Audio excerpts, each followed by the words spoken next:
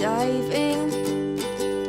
Hope comes and stops us in our tracks. Bravely we prove in our striving, trudging together each day. Where there's a will, there's a way. The views and opinions expressed on Trudging Together are solely those of the host, co-host, and our guests. They do not necessarily reflect the views of any organization, fellowship, or other entity, and definitely not your boss, your neighbor, or that one guy in your home group. The content of this program is not intended to replace medical, psychological, or professional advice. If you're looking for that, please seek guidance from qualified professionals who spent way too many years in school. What you'll hear here is based on lived experience, recovery journeys, and the occasional bad coffee-fueled joke. Trudging Together is not affiliated with any 12-step fellowship. We are simply people sharing our stories and walking this path together, one day at a time. Thank you for joining us, and remember, recovery is serious business, but that doesn't mean we can't laugh along the way. And we're here. It's way too sudden. There's got to be a sound there, or that's going to drive people crazy. Happy Sober Saturday. Probably going to be a while before that happens, though. Just not top on my priority list, but I did notice it needs a little something. Yes, hi Sawyer, my little stalker kitty. He doesn't jump up on my lap. He just sits on the floor next to me and whines. Morning, Michelle. Michelle says she just got out of her big book study. Good job. I'm thinking about starting a big book study for the grassroots group. It'll be separate, though. It won't be our regular 5 o'clock. It'll be for the people on grassroots. And thinking like twice a month, we'll sit down and I will go through the big book and read it and answer any questions and do any of that stuff. Something a little bit different to kind of help people out. Right. I'm going to be starting a lot of groups and stuff for people to join. Recovery related, not necessarily AA, but yeah. I'm trying to decide. There's an event going on today, and there's just a lot of people at this event that I don't necessarily like, and I don't know that I want to go and endorse it or support it because I don't agree with some things, but I think I need to put that shit aside and go. I think I need to put it aside and probably go. People need to see my face. They need to see me walking around with the Trudging Together shirt saying, oh, he's still around. Not only that, but there's going to be a lot of people there, and I can certainly collect a lot of resources, which I'm currently working on. So it could be kind of double-edged, and there might be a little confrontation. And I don't know. Why does that make me happy? Why does the thought of this, and I'll be kind. But why does the thought of this type of confrontation get me a little excited? That's kind of, it's not right. It's not quite right. It's not quite right in the head now, is it? All right, we're going to go ahead and kind of move forward. My regular listener is out of town. She is at the sand dunes, enjoying life, right? Isn't that what we're supposed to be doing? Now, I don't really need music as much as I need background laughter. What I need is a background there where people going, oh, ha, ha, ha, ha, right? So that when I tell the joke, I can play that. But while we're doing this, we'll go ahead and do a little bit of music. We'll throw a little bit. So these are AA jokes. Okay. I'll kind of be skipping types of jokes. Do we want dirty AA jokes? Okay. It says these aren't really dirty, but they're a little cheekier. All right. I can go for cheeky. That music sucks for this. What's wrong with rock and roll here? What's wrong with the closer we get is indie rock. Okay, let's go with at least some kind of rock. I think I'd rather have world music than that. All right. My sponsor said, get in touch with my feelings. So I sent them a drunk text. I think we said some of these. Okay. They told me to let go and let God. So I let go of doing the dishes. That's a good one. I said I had a higher power, but she meant edibles. But she thought I meant edibles. Yeah. He's not emotionally unavailable, just stuck on step 4 the past 6 years. I met my soulmate in a meeting. Now we share custody of the 7 o'clock coffee slot. We started dating after 90 days. I relapsed into romance. All right. That's enough of daily funnies with Dion. All right. Did we do introductions? We did not do introductions. Welcome to the Daily Trudge, Dion. I'm your host. It's kind of required. I got to do this part, or I will be kicked out of National Broadcasting Association. So I'm required. I'm lying. By the way, if you're here, please say hello. Which I'm also required to say. All right. Today, we're talking about strength through adversity. We're going to do it through a couple readings. We're going to start with a day at a time literature today. This is Hazelden literature. I'm a big fan of Hazelden literature. They're a great program. They're a great treatment center. They have put out a few things I'm not necessarily on board with, but sometimes you got to do what you need to do in order to be seen and things like that. And at least Hazelden does it correctly. At least they attempt to do things the right way, and I can appreciate that. Right? Because that costs them money when you do things the right way in the recovery field, you're not going to make as much money. You're not half. Okay. All right. September 20th. Reflection for the day. Should I do this in my calm, soothing voice and put you all back to sleep? When a man has reached a condition in which he believes that a thing must happen when he does not wish it. Okay, I'll stop that.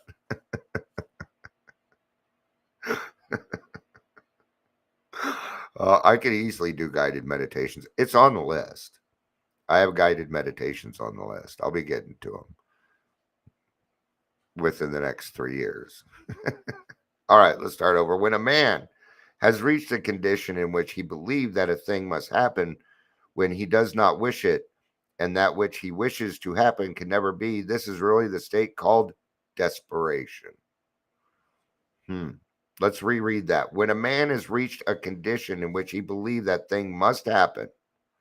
So, what is that? Well, it's an expectation. I believe that this should be happening, right? When he does not wish it. All right. What do we have? We have an expectation with fear. So now the fear has become an expectation, or the expectation has turned into fear, actually. Right? And what is it? Well, either one or two things: that you're not going to get what you want, or you're going to lose something you think you deserve. Those are the fears. And all of your resentments, all your expectations come back to one of those two things. Right? Let's remember, we got to keep this program simple. I see a lot of people unsimplifying the program, making it a little more confusing. And they do that on purpose so they feel a little bit more superior to you. And I know because I've done it in the past. See, I know these things because I've done them. Right? Just like when it came to the recovery coaches, I knew what they were doing next. I knew what they were going to do next because I have a criminal mind. So I know what they were going to do next, even though their intentions were good, or even though they thought their intentions were good. Right? An alcoholic without accountability does the wrong thing, even though they think they're doing the right thing. It's the fallacy of alcoholism. Right? and which he wishes wouldn't happen can never be. This is really the state called desperation. So when we put an expectation and we put that into into fear, it becomes depression. Okay, but there's going to be another thing that happens before this, and it's called self pity. Oh, woe is me and my problems. Yeah. Okay. Woe is me and what is that? Well, that's adversity. So now we're at adversity. We're talking about adversity. Okay. Those problems that seem to come along that are a little bit that seem to be maybe it's because they require more effort. I think is the amount of action that tends to determine the complication of the how big the problem is, right? So, and a guy named Schopenhauer wrote that the very real pain of emotional difficulties is sometimes hard to take while we're trying to maintain sobriety. Yeah, you've been ignoring your feelings forever. And now life is real. And it's going to get real, real fast. Yeah. Suddenly, you're not going to be able to drink your problems away. And you're going to need to confront them. You can do this. You can do it. I know you can because I've done it. Michelle did it. I've met thousands of people who have done it. Okay. With bigger problems than yours. Yes, with bigger problems than yours. When I was 17, I was living on Skid Row. How would you like that problem? You want that problem? See, we all got problems. You know, it's what we're going to do about it. What are we going to do about it? We're going to come back to that question. What does God want? What does God want? I'm asking that question for myself right now. Figure out whether I'm going to go down to this thing or not. I'm going to run it by my wife first. Because there's a part of me I don't want to go down. You know, if it wasn't downtown, I would be like, okay, I'm going to go. But it's downtown. And I don't want to fucking park down there. I don't know. It isn't that I don't want to park down there. I don't know how to park down there anymore. That's actually it. It's a fear. But I don't know if I want to deal with that today. See? And the traffic. Getting there, yeah. You know, I'm gonna stop. I'm gonna try and do my best not to talk myself out of it either. All right. So we gotta maintain sobriety and work through these things, right? Yet we learn in time that overcoming such problems is the real test of the program's way of living. Do I believe that adversity gives me more opportunity to grow than comfort or success? I have never learned a darn thing from my successes. It was all the failures along the way that created. It was the failures. I'm going to repeat it. I do that a lot. It is the failures that created my success. Without the failures, I wouldn't have had success. There we go. Okay. Success comes from a series of failures. You think the light bulb was just invented the first time he did it? It was just perfect. No, there were hundreds of prototypes. He failed hundreds of times before he got it right. That quarterback you love so much, did you know he sucked at one time? Did you know he wasn't very good at what he was doing at one point? Right? But he kept failing and failing and failing. And he learned from that and turned it into a success. Now let's take a look at your life. You failed and you failed and you failed. Now you have two options. You can either whine about your past and cry, or you can turn it into a success. Those are the options. A lot of things are very, very black and white in recovery. They need to be. We alcoholics need direction. We need structure. We need discipline. We need these things in order to just survive.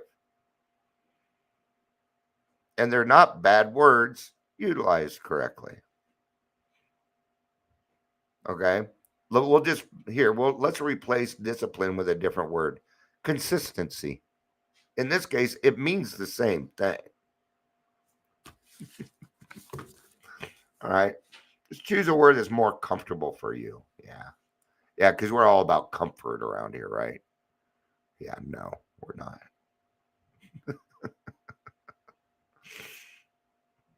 Today I pray.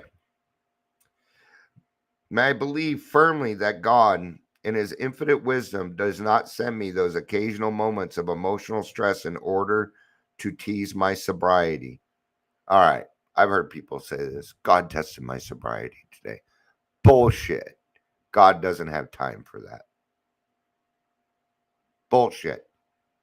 I'm just going to call plain bullshit. Okay. God doesn't.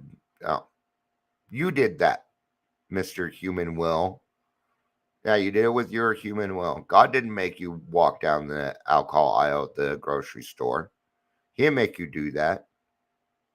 He didn't make you buy ice at the liquor store. He didn't do those things. You did those things. You know what he did? He kept you protected from your own dumb ass. That's what he did. So you should be thanking him. God, thank you for protecting me from myself. Thank you. Because that's the truth. That's the honest truth.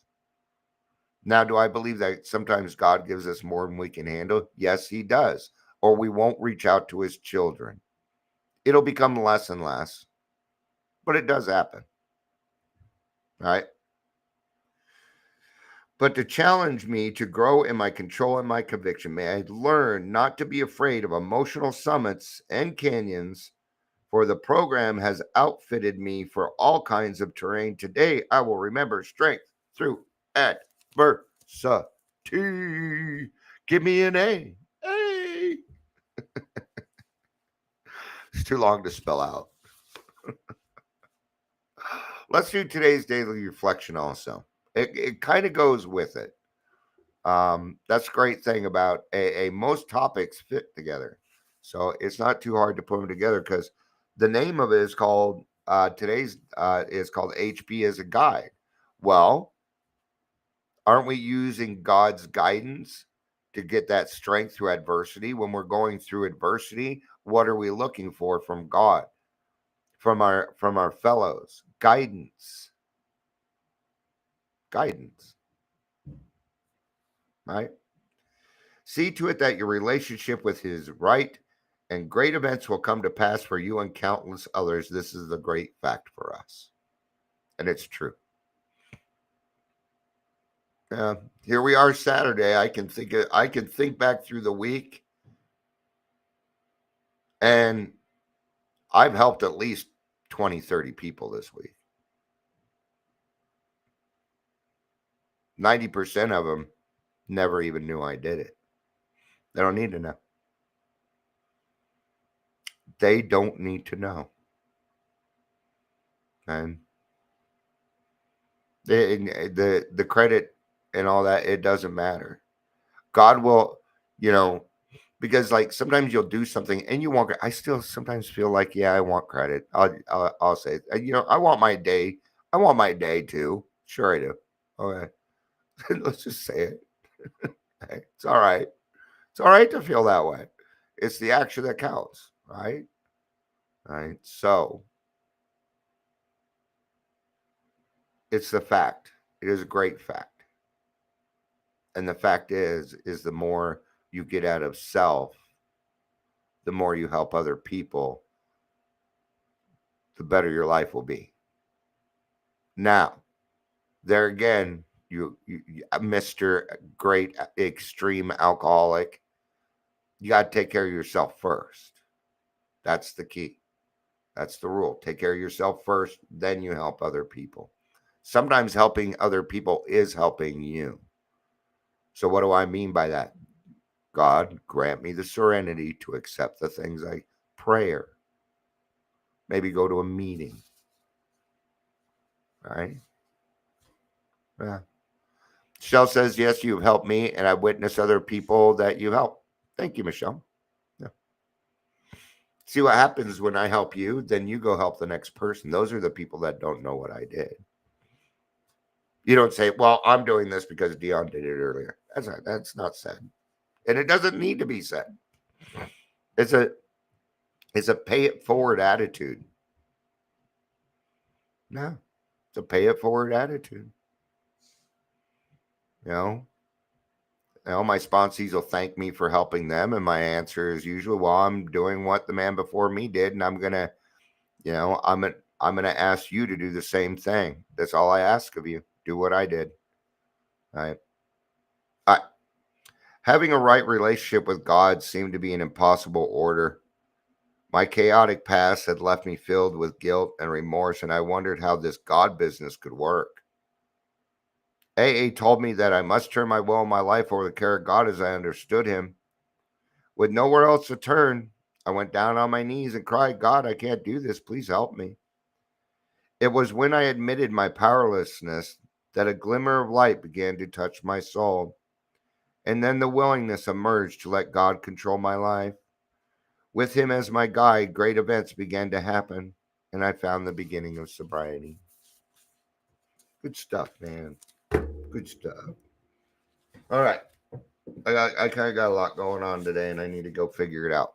So that's going to be it for this one. Yes, 20 minutes is short for Dion. All right. Thank you all for being here. I appreciate it. I love you. You know I do. Peace out and have a day.